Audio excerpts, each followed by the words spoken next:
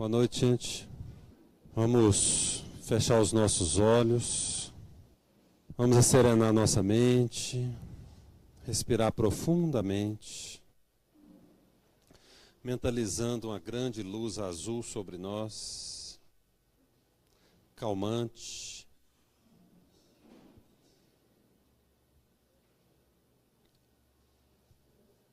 Percebendo a presença dos nossos amigos do plano espiritual, os nossos familiares desencarnados aqui conosco, abrindo o nosso coração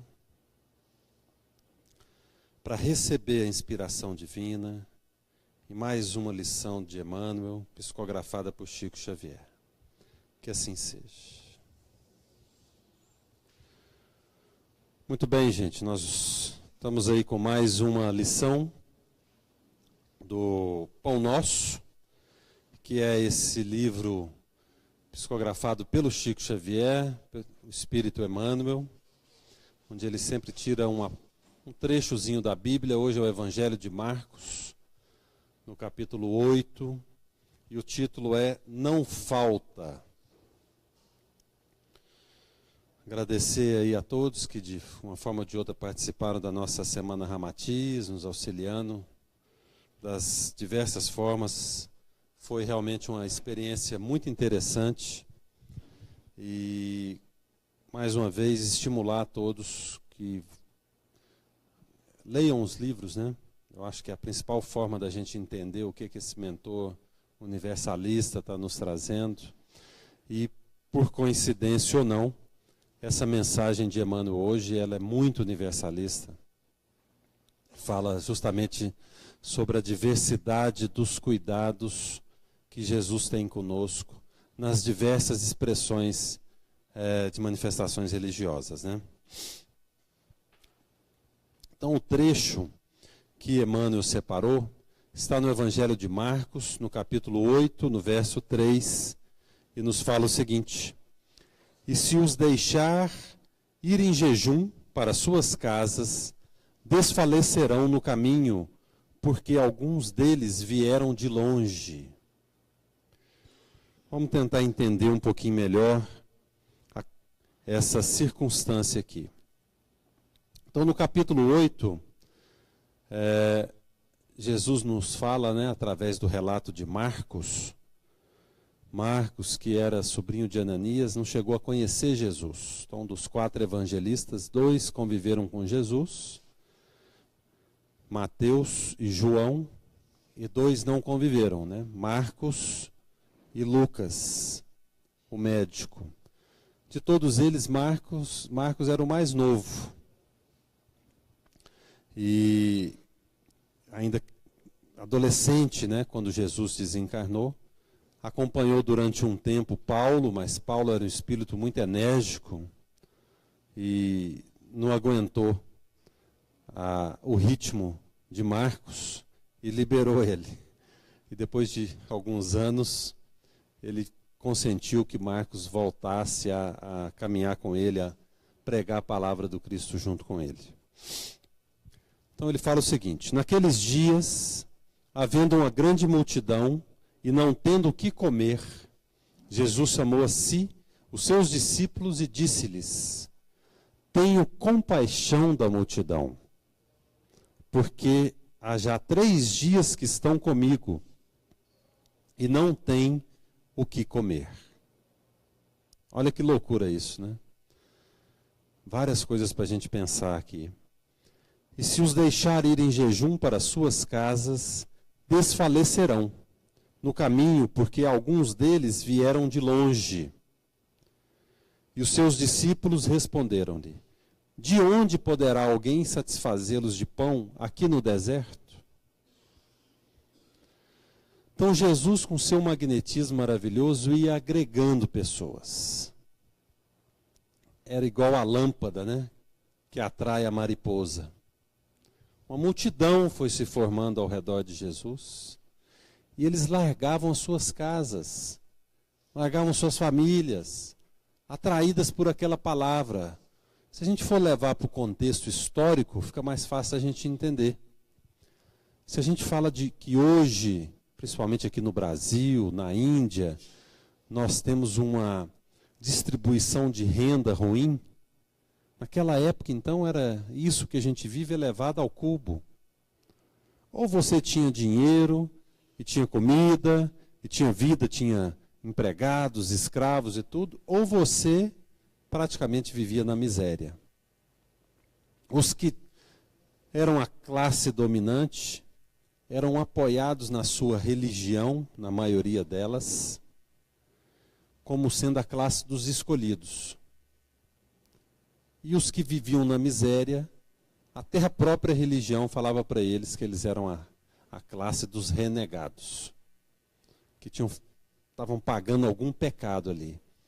Então Jesus vem para esse povo que não tinha esperança nenhuma e fala, olha, o reino dos céus é para todo mundo.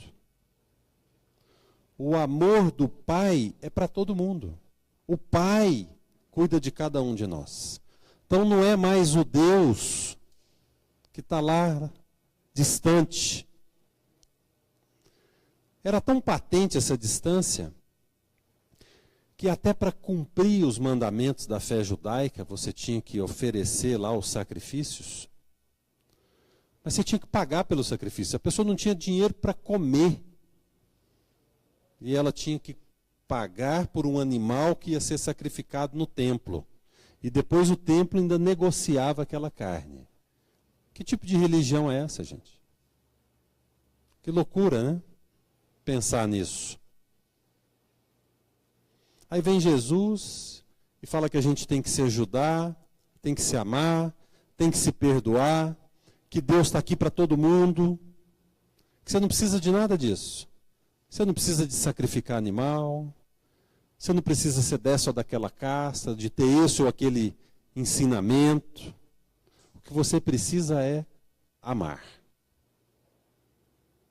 E é por isso que ele atraía tanta gente a ponto das pessoas fazerem esse tipo de loucura. Ia seguindo o mestre pelo deserto, há 3 dias sem comer, sem ter onde dormir. Fico pensando se Jesus viesse hoje, né? Quais seriam essas circunstâncias? Que tipo de sacrifício nós, que temos uma vida mais confortável, que tipo de sacrifício a gente estaria disposto a fazer para seguir o Cristo? Ou se mais uma vez a gente ia largar ele na mão? Fala, não, esse é só um louco fanático. Por que eu vou seguir esse homem? Esse homem é doente.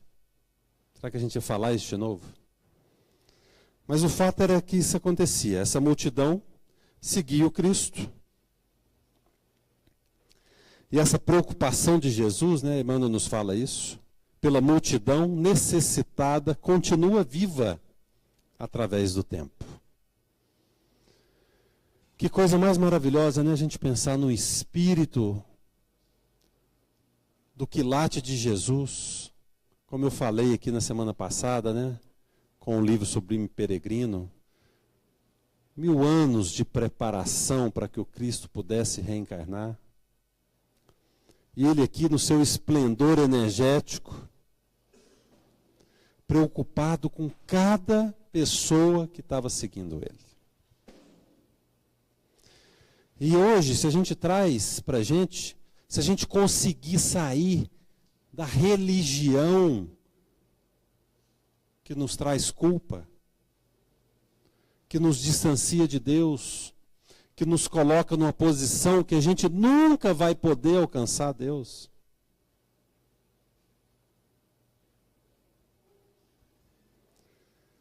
Jesus é isso, é pensar que Ele, essa misericórdia dEle, continua por cada um de nós hoje, que todos nós estamos debaixo da asa dEle. E Ele vela por nós em todas as dificuldades. Mas quem é de nós que verdadeiramente tem esse relacionamento com Deus? Parece que a gente estuda, lê, mas não se transforma a esse ponto. Ainda age com Deus igual a gente age com os nossos pais. Tirou nota boa, opa, está feliz com a gente. Fiz alguma coisa errada, está triste com a gente.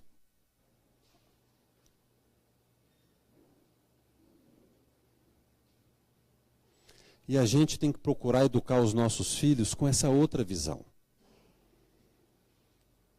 Quando acontecer alguma coisa, explicar para eles. Olha, eu não estou com raiva de você. Não existe nada que você possa fazer que você vai diminuir o amor que eu tenho por você. É importante passar essa visão. O nosso relacionamento com os nossos filhos, com os nossos pais, eles não devem depender de coisas, de metas. A gente tem que simplesmente conhecer o coração do outro e amar o outro como ele é, sem criar expectativas. Aí a gente vai estar começando a entender que é dessa forma que Deus nos ama, que Jesus cuida de nós. Não depende do que a gente faz. Paulo fala isso no Evangelho várias vezes. Não é pelo que você faz, é pela graça. A graça de Deus, ela nos envolve independente do que a gente faz. É lógico que nós vamos responder pelo que a gente faz. Pelos nossos atos insensatos. É lógico, mas isso dentro de uma estrutura de misericórdia e de amor. Não de castigo e de punição. Esse é o maior exemplo, essa lição é um exemplo disso. E aí Emmanuel entra nesse aspecto. Quantas escolas religiosas palpitam no seio das nações, ao influxo do amor providencial do Mestre Divino? E não vamos falar só das escolas religiosas cristãs, não. A revista O Consolador trouxe uma matéria que acho que foi apresentada aqui algumas vezes nas palestras falando de Ramatiz, porque justamente comentava sobre o livro Mensagens do Astral de Ramatiz, que é um livro interessantíssimo, onde foram perguntar para o Emmanuel, né, através do Chico Xavier, o que ele achava desse livro. Isso na década de 50. E o Emmanuel então explicou que vários desses espíritos, Buda, Zoroastro, grandes personalidades da Índia, do Egito, eram ministros do Cristo. Porque Cristo é o governador da terra. Então, Cristo vem inspirando o hinduísmo, vem inspirando o budismo, os muçulmanos, os evangélicos, os católicos, espíritas, todos os movimentos amorosos, religiosos ou não, eles têm o DNA do Cristo. E isso é muito importante. Porque quando a gente, às vezes, começa a se questionar, né? Por que tanta religião no mundo? Você pega dentro da religião evangélica, quantas subdivisões existem, mesmo que, aparentemente, existam alguns motivos financeiros, se a gente conseguir olhar além disso, a gente vai enxergar o mover do Cristo atrás de todas essas coisas. E ao invés de brigar, de discutir, de querer impor a sua ideia para uma pessoa que pensa diferente, você vai passar a respeitar. Religiões diferentes existem porque pessoas diferentes existem. Imagina se todo mundo nasceu para ser católico, para ser evangélico, para ser budista, para ser espírita. E imagina se a tão dita salvação, o ser crente ou o ser ímpio, diz respeito a que tipo de religião você escolhe. Sem nada a ver, Cristo está por trás de tudo. Cristo é inclusivo. Todas as vezes que a gente quer excluir as outras pessoas, a gente está se afastando do Cristo. Ele é inclusivo. Então, todos esses movimentos religiosos existem porque as pessoas precisam receber abordagens diferentes, ensinamentos diferentes, porque as necessidades, graças a Deus, são diferentes. Imagina se a gente precisasse das mesmas coisas. Então é muito difícil, né? Quando você vai falar de religião, por isso que realmente tem que ser uma coisa que a gente nunca deve discutir. Isso é a maior perda de tempo. Assim como hoje, infelizmente no Brasil, por conta dos acontecimentos aí, a gente está absolutamente dividido.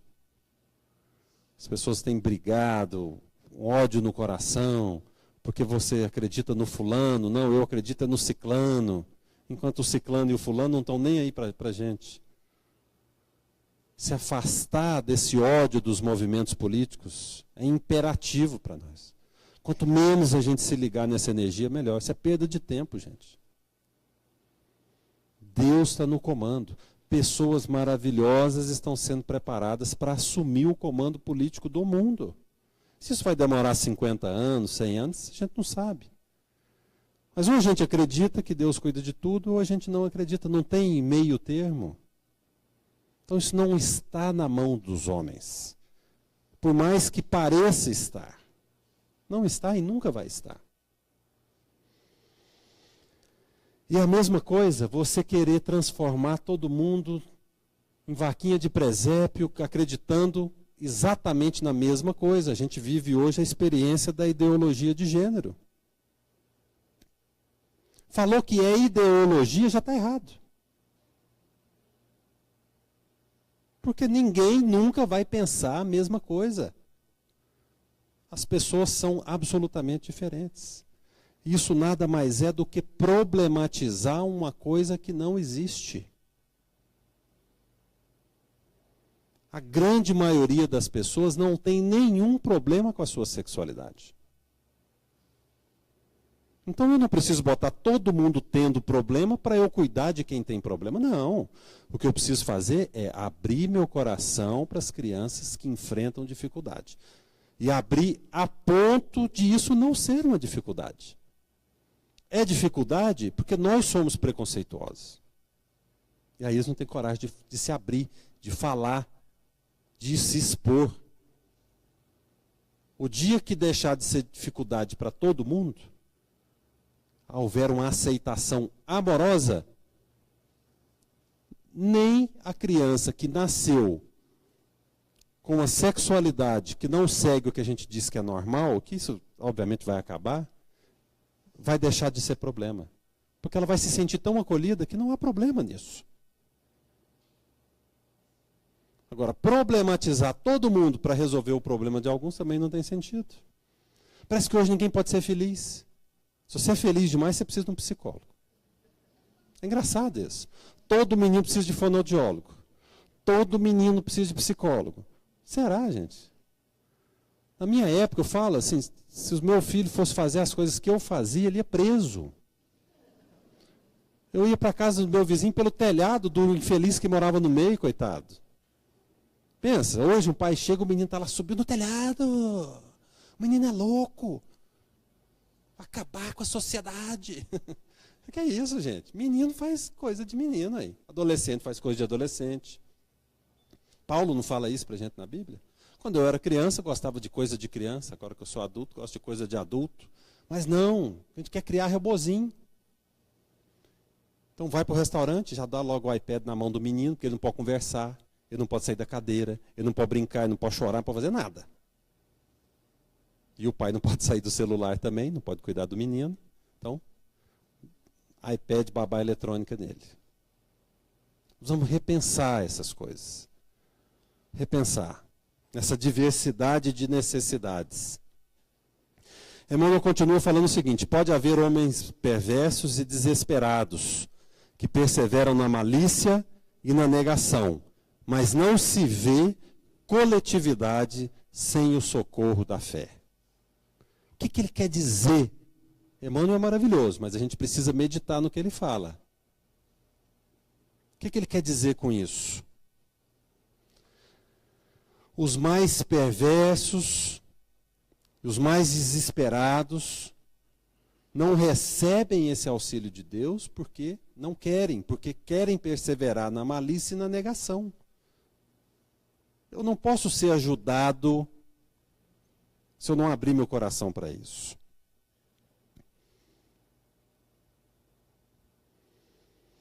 Então, onde aparentemente não há ajuda, na verdade não há mudança interna. Então, algumas pessoas ainda estão nesse estágio espiritual, onde ser perverso é a única coisa que ela conhece. E aí também está tudo certo. Na nossa semana Ramatiz, a gente teve depois um encontro para os trabalhadores, e tivemos lá o Lídio, que foi falar sobre o budismo e sobre a compaixão. A compaixão, esse sentimento maravilhoso que o Cristo teve por aquelas pessoas que estavam ali passando necessidades materiais, a fome, ela tem que ser um sentimento que a gente cultiva a ponto de olhar para essas pessoas com o olhar do entendimento. O fulano, a ciclana, que persiste na perversidade, na malícia, no desespero, persiste porque é só isso que ela aprendeu a fazer. Pode ser que nessa vida não tenha salvação para isso. Mas em algum momento, assim como aconteceu com a gente, depois de várias vidas, aprontando todas, quebrando a cabeça, a gente não está aqui, dentro do centro espírita, véspera de feriado. Aprendemos a lição. Graças a Deus.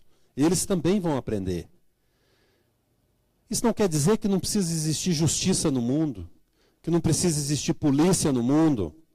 Não, cada coisa no seu lugar. A pessoa que fez alguma coisa errada, ela tem que pagar por isso. Mas nós não somos os justiceiros que vamos fazer isso. Para isso existe o sistema judiciário. Cada coisa no seu lugar. Os próprios selvagens recebem postos de assistência do Senhor, naturalmente de acordo com a rusticidade de suas interpretações primitivas. A mensagem do Cristo está em todo lugar. Se a gente pega o xamanismo, tem ensinamentos maravilhosos. E é fácil entender que o Cristo também está por trás daquilo. Mas óbvio, uma religião primitiva tem muito misticismo, tem muita coisa desnecessária. Então não é o fato da gente ler aquilo e dizer que não presta, e desrespeitar essa crença. É ler, interpretar com o nosso conhecimento de hoje. Aproveitar o que é bom. E eu falo para vocês, tem muita coisa boa. Muita coisa boa no xamanismo. Não falta alimento do céu às criaturas. Essa é uma questão que está no nosso coração dia a dia, né? Todos nós aqui já pedimos coisas que não foram atendidas. Queremos coisas que aparentemente não acontecem na nossa vida. Esse é um dilema interessante que a gente precisa refletir sobre ele. Começa a lembrar que tipo de alimento seu pai te dava quando você nasceu, sua mãe. Que tipo de alimento você passou a ingerir quando você ficou adulto. Então a questão eterna é que a gente acaba pedindo o alimento que não combina mais com a gente. A gente quer repetir o padrão que a gente vem repetindo vida após vida, porque isso nos dá segurança.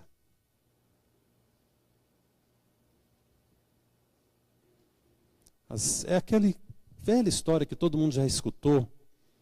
Por que às vezes as pessoas insistem em conviver com gente ruim? Porque já acostumou com aquela energia, aquilo pelo menos ela sabe como se movimentar. Dá segurança para ela. Mas a grande verdade é que a gente precisa aprender a pedir o alimento certo. A gente precisa refletir o que eu estou pedindo que não está vindo e o que está sendo enviado para mim. E aí entra uma outra questão. Algumas pessoas que são tidas como más pessoas, como corruptos, como gente que a gente sabe que não é do bem, você olha para eles e eles têm um vidão. Por mais que a gente joga praga, a pessoa nem adoecer não adoece. Mas porque ele está recebendo um alimento, gente, que é o melhor para ele, que é o que ele é capaz de ter uma vida que eventualmente vai se tornar positiva. Não sei se vocês assistiram o filme A Cabana, que é um filme bem bacana, é um livro muito legal também, e que foi um best-seller aí, fala justamente sobre isso. Deus vai dar para a gente o que a gente precisa. Não adianta a gente ter raiva do fulano, que a gente está cansado de saber que faz um monte de coisa errada. Deus está dando para ele as condições para que ele possa evoluir. Se ele não quiser evoluir, aí é um problema dele. Mas o Pai, que é amor e que é misericórdia, nos dá o que a gente precisa. Se alguns espíritos se declaram descrentes da paternidade de Deus, é que se encontram incapazes ou enfermos pelas ruínas interiores a que se entregaram. Isso é muito importante. É a dor que nos afasta de Deus. Não há outra coisa. Onde a gente enxerga a maldade, tem uma causa. Lá em algum momento, alguma coisa aconteceu nessa vida, noutra vida, não sei aonde, que eu signifiquei como dor. Pode até não ter sido, mas eu ressignifiquei aquela experiência como dor. Enquanto isso não for acolhido e tratado, não sou substituído pelo acolhimento, pelo amor, pelo interesse verdadeiro, eu não vou conseguir tirar aquilo de mim. E a única coisa que eu vou conseguir dar é o que tem de pior dentro de mim. Essa é que é a grande verdade. E, eventualmente, isso não vai acontecer nessa vida.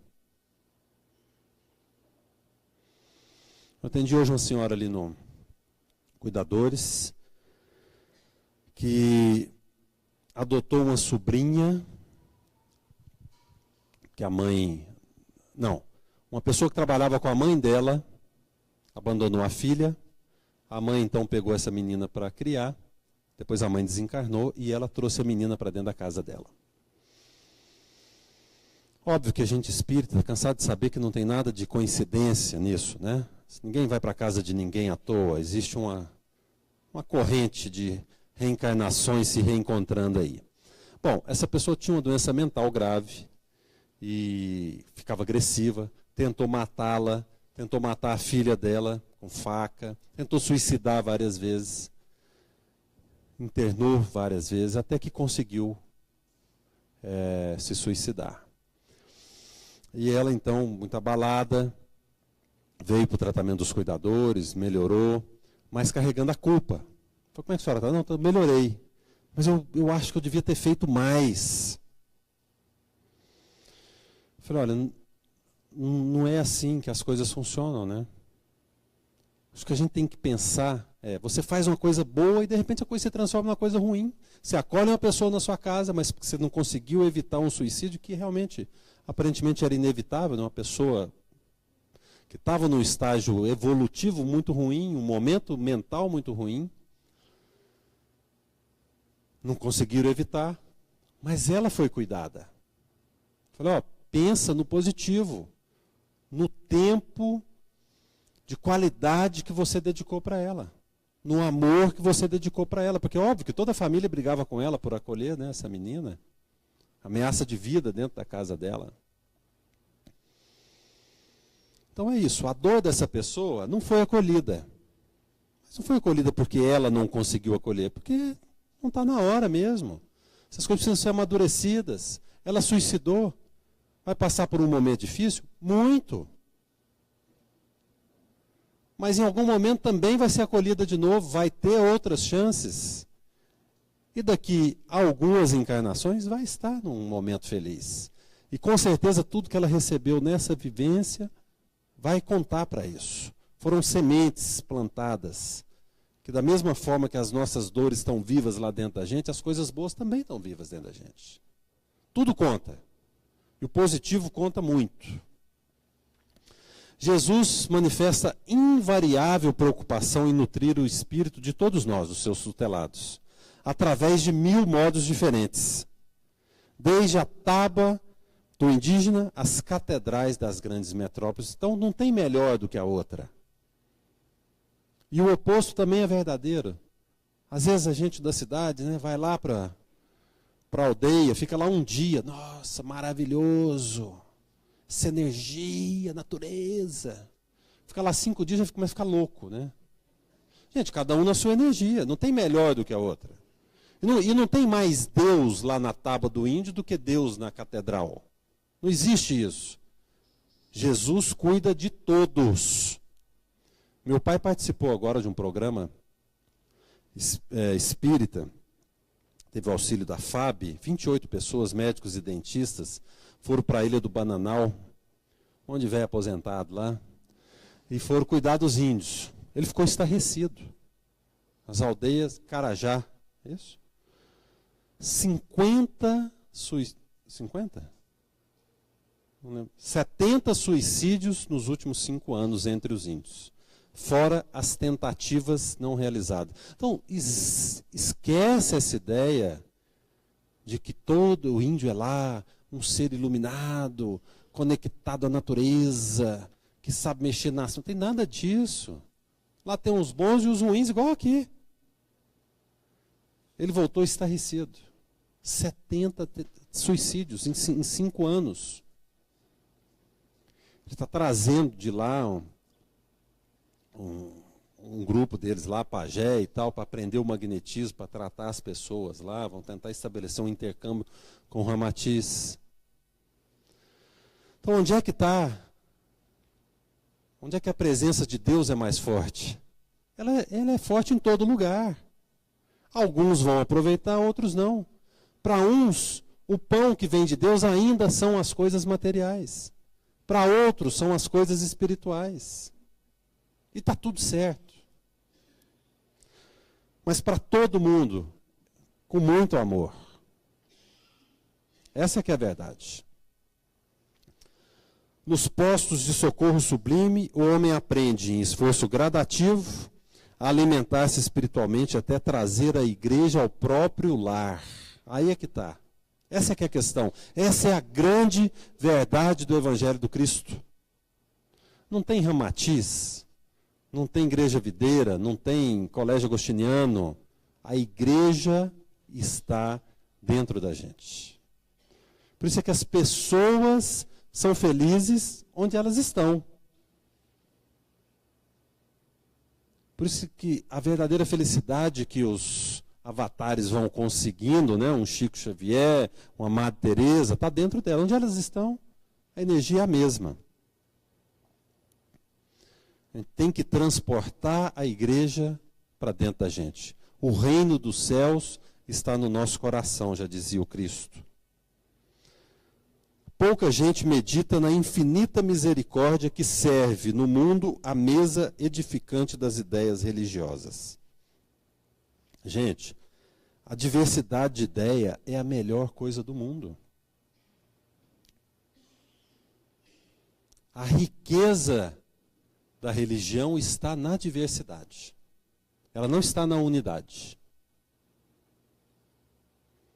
E se a gente tem ouvido de ouvir, olhos de ver, coração aberto, a gente consegue aprender as coisas boas de cada religião. O Maurício Crispim, que tem a família dele, um dos fundadores aí da irradiação, hoje trabalha no IBS, muitos médios do Ramatiz trabalham lá também, fazem curso lá. Ele comentou com a gente, na nossa aula que ele nos deu no sábado, aliás, muito boa, que ele hoje ele não define mais a religião que ele é. Ele procura uma síntese. Ele, como grande discípulo do Balde, né, procura a grande síntese. E ele se diz cientista. E é interessante isso, ter a cabeça aberta, porque senão a gente não evolui, né? Inclina-se o mestre ao bem de todos os homens. Cheio de abnegação e amor, sabe alimentar com recursos específicos o ignorante, o sábio, o indagador, o crente, o revoltado, o infeliz. É por isso que a gente vê que da boca de qualquer pessoa pode sair coisa maravilhosa. E mais do que isso, todo lugar que tem boa vontade, amorosidade, a gente sente a presença de Deus. Então você fala, um centro lá no fim do mundo que está fazendo cura. É uma igreja evangélica que abriu aqui, que os cachaceiros estão tudo largando de beber. É o povo da renovação carismática que está fazendo, operando milagres e tal. E é isso mesmo. O que precisa é só um coração aberto e boa vontade. A gente pode fazer isso. E A gente deve fazer isso em casa, onde deveria estar o nosso verdadeiro templo religioso. Não interessa se você trabalha no inferno com o próprio capeta em pessoa.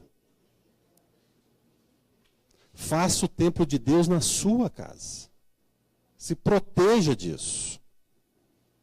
Gente, uma casa em harmonia é uma coisa que não tem preço. Mas ninguém consegue trazer harmonia para casa se não fizer um esforço.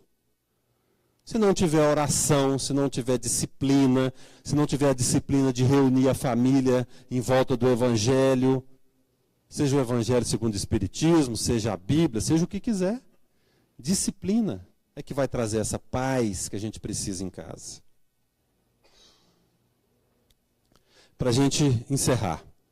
Mais que ninguém compreende Jesus, que de outro modo as criaturas cairiam exaustas nos imensos despenhadeiros que marginam a senda evolutiva. Então, gente, a lição de hoje é entender a diversidade, entender os diferentes caminhos pelos quais Jesus, o mesmo que a gente acredita e ama, age com os ateus, age com os muçulmanos, com os hindus, com qualquer pessoa que esteja debaixo da asa dele, ou seja, encarnada ou desencarnada na Terra. Essa é uma grande lição, porque é uma lição de respeito. Se a gente realmente incorporar isso, a gente nunca mais vai discutir religião. A gente nunca mais vai querer converter quem quer que seja. Importante isso. E mais do que isso, procurar fazer da nossa casa o templo de Deus. Isso é o ouro. De que a gente conseguir isso, é o céu na terra. Vamos fechar nossos olhos. Vamos elevar o nosso pensamento a Jesus. Vamos respirar profundamente, mentalizando essa luz que sai dessas mãos, da figura, nos envolvendo a todos, sendo trazida pelos mentores dessa casa, pelos nossos amigos do plano espiritual, pelos meus parentes que desencarnaram, que estão aqui comigo nesse instante, com cada um de nós. Basta acreditar para perceber.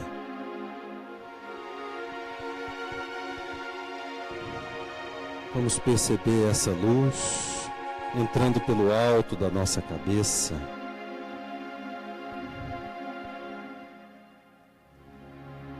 se espalhando pelo nosso corpo,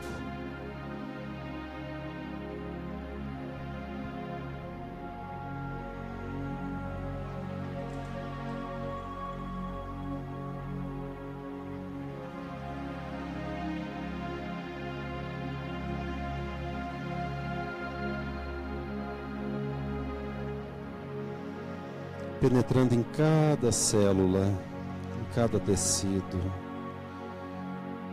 E você pode direcionar essa luz para uma parte do seu corpo que você acha que precise mais.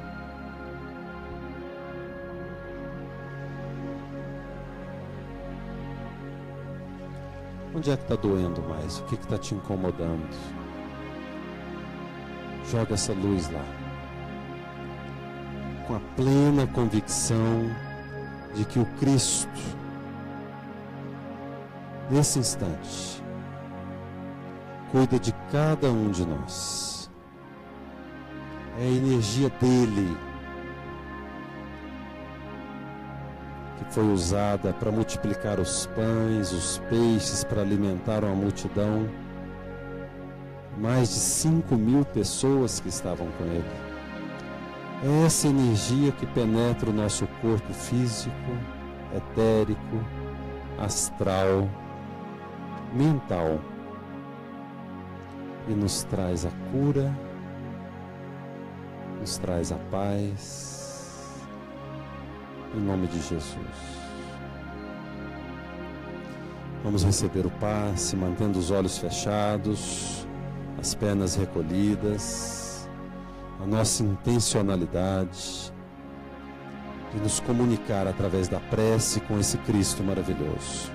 Vamos mentalizar a nossa casa, os nossos familiares que não estão aqui, envolvendo um a um, em muita luz, luz de amorosidade, de companheirismo, de parceria. De forma muito especial, aqueles que eventualmente a gente não conversa já há algum tempo. Mentalmente nós vamos envolvê-los em muita luz. E vamos dizer a eles do nosso sentimento de paz e de harmonia.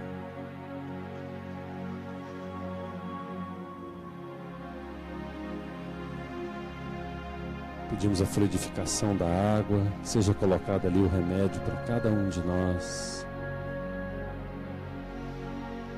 Pedimos a proteção do Cristo e da nossa Mãe, Maria Santíssima, que se manifesta na figura de Nossa Senhora de Aparecida no dia de amanhã, que ela possa nos proteger, nos abençoar, fazendo esse feriado um momento de muita paz e de muita luz. Que assim seja.